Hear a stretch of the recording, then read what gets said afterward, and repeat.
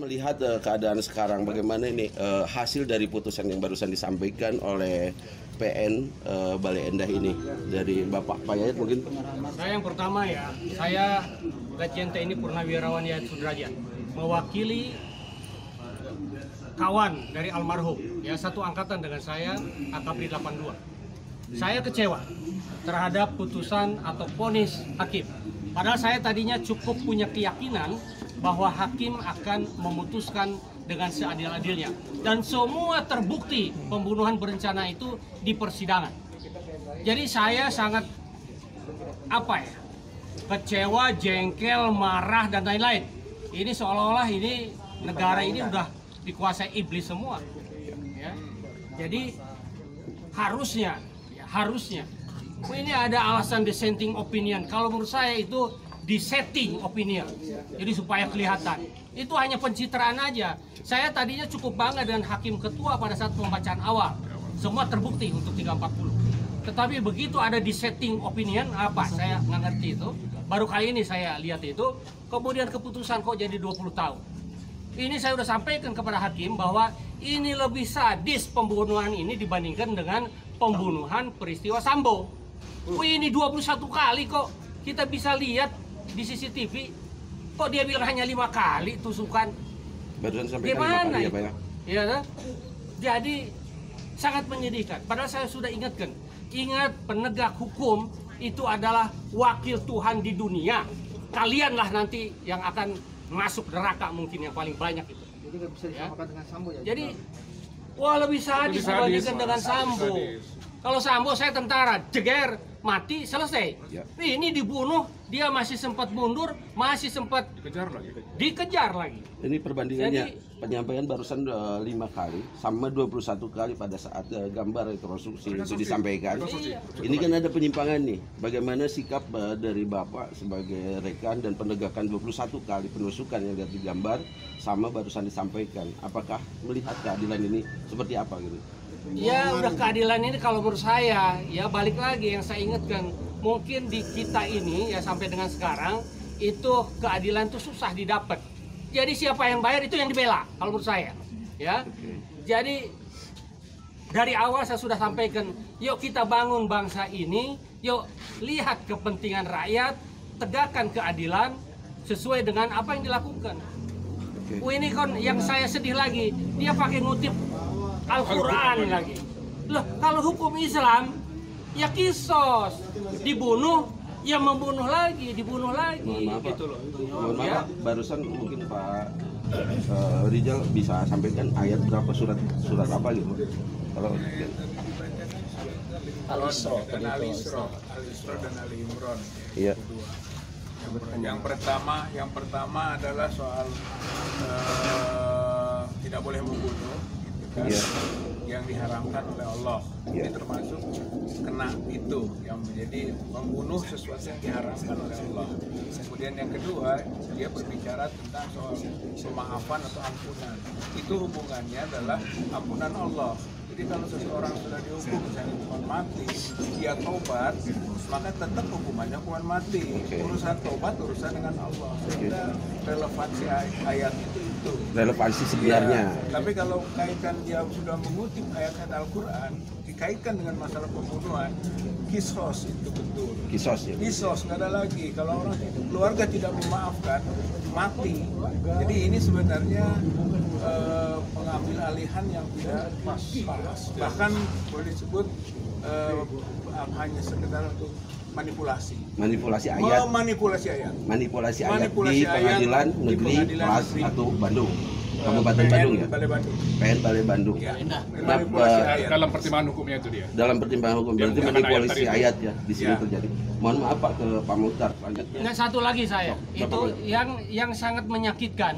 Itu katanya dengan ngasih uang duka kepada keluarga 35 juta, kemudian memaafkan, nggak ada memaafkan. Sekarang masalah uang duka itu ya, orang yang bukan keluarga pembunuh saja kita simpati, itu kita memberikan sumbangan, memberikan uang duka gitu karena ikut prihatin, simpati. Loh, kalau misalnya keluarga pembunuh ya, kalau misalnya ngasih ya alhamdulillah, itu misalnya dia sebagai rasa penyesalan. Tapi bukan berarti ini memaafkan. Kalau perlu kembalikan. Ya, saya kembalikan. Berapa sih? Hanya 35 juta. Sudah Jenderal, sudah ada pendataan. Jadi saya kembalikan itu. Sudah dipertimbangkan. Ya. Baik, Pak Rizal Padilah, mengenai persidangan pembunuhan Letnan Kolonel Infantri Haji Muhammad Mudim dan putusannya tadi 20 tahun di dalam. Bagaimana nih tanggapan Pak Rizal Padilah selaku, saya bilangnya aktivis hukum ya Pak? Iya. Penulis juga nih, bagaimana Pak? Kalau menurut saya sama dengan yang lain-lain, ini mengecewakan, gitu kan. Arah dari dalil-dalil yang awal dikemukakan sebetulnya menuju ke hukuman maksimal. Ya. Gitu. 340-nya sudah terbukti, gitu kan, 340 sudah terbukti. Arahnya harusnya maksimal. Putusan maksimal adalah sesuai dengan tuntutan GPU, mati. Gitu sebetulnya. Tadi awal kita dengarkan mau seperti itu, tapi tiba-tiba jelok jadi ke 20 tahun, gitu ya, masih 340, tapi itu yang paling rendah gitu. Disebut malah sebanyak-banyaknya 20 tahun kalau di sana. Ini mengecewakan satu. Yang kedua, ini bisa dikategorikan peradilan sesat. Rechterlijk dwaling. Rechterlijk dwaling namanya, peradilan sesat. Bukan sesat dalam konteks terdakwa yang semestinya bebas dihukum, bukan. Tapi ini adalah peradilan sesat yang menggambarkan kesesatan antara proses yang terjadi dan dihubungkan dengan keadilan. Bahwa kita harus melihat pada pendekatan viktimologi. Ya. Viktimologi itu adalah ilmu pidana yang berorientasi pada korban. Ini tidak berorientasi pada korban. Ini berorientasi pada terdakwa, gitu ya. Jadi ingin menyelamatkan terdakwa, bukan menyelamatkan apa yang dirasakan sebagai kondisi psikologis korban.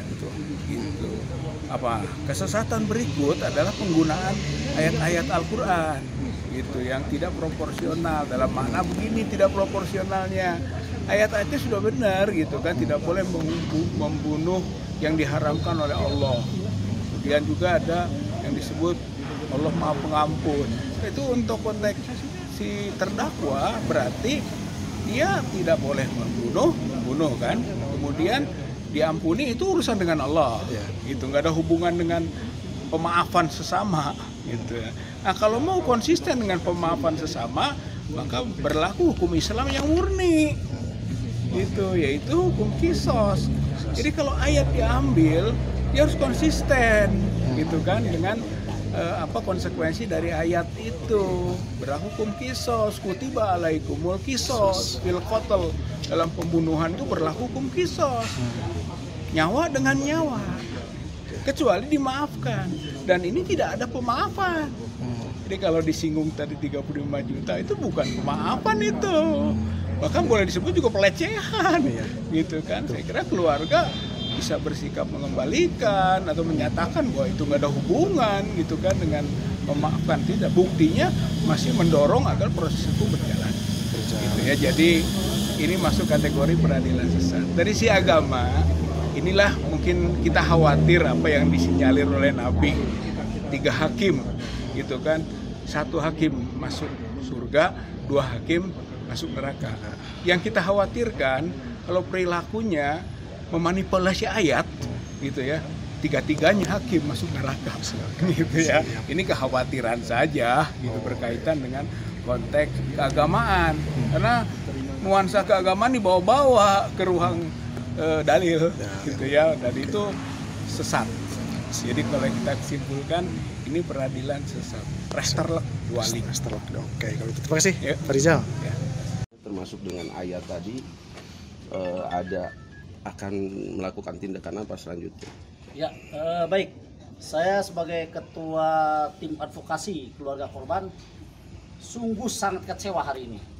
Awalnya memang kita dikecewakan, ya, dengan keterangan-keterangan yang diberikan baik oleh pihak kepolisian maupun dari pihak-pihak yang berwenang lain, yang menurut kami rasa keadilan tidak akan didapat.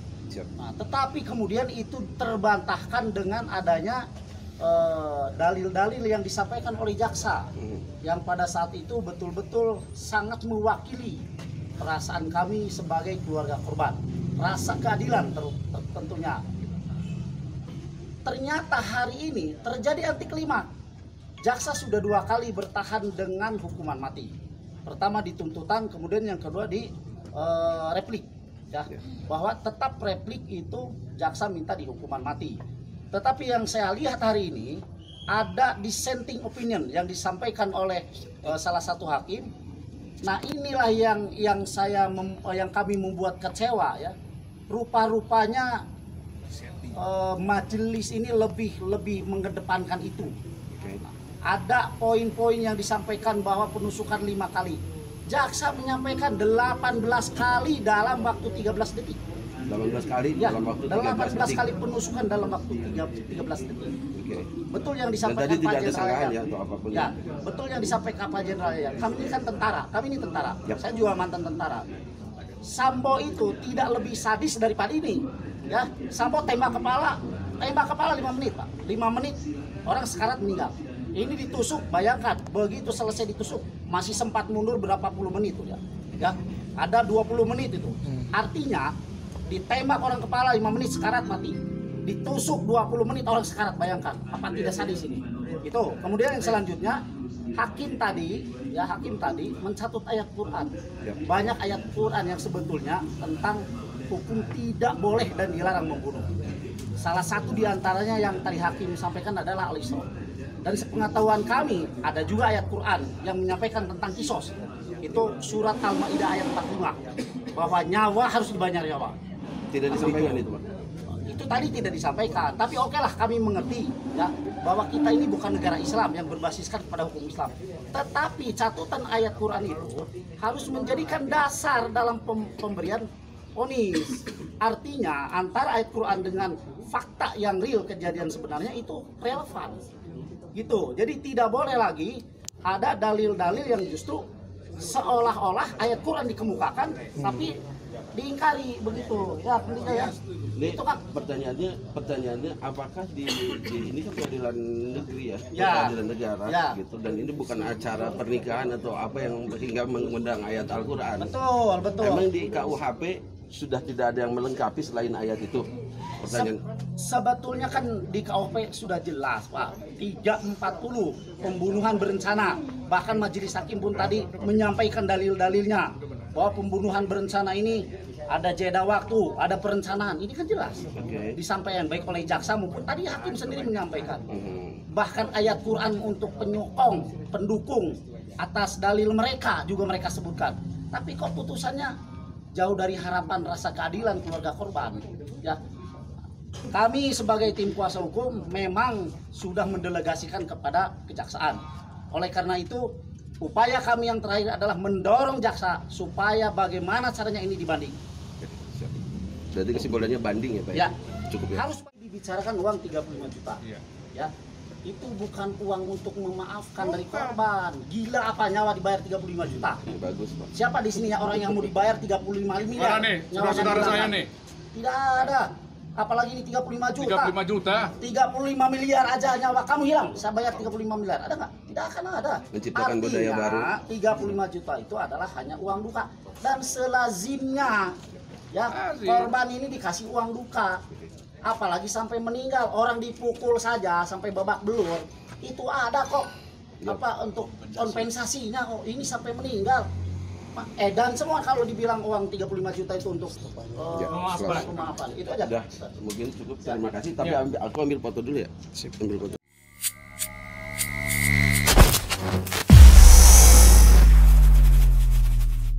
Seperti biasa, bagi yang ingin membersamai kami dengan membantu operasional channel ini, sahabat bisa mendonasikannya ke nomor rekening yang ada di bawah sini. Dan silakan untuk mengkonfirmasikannya ke nomor yang ada di sini.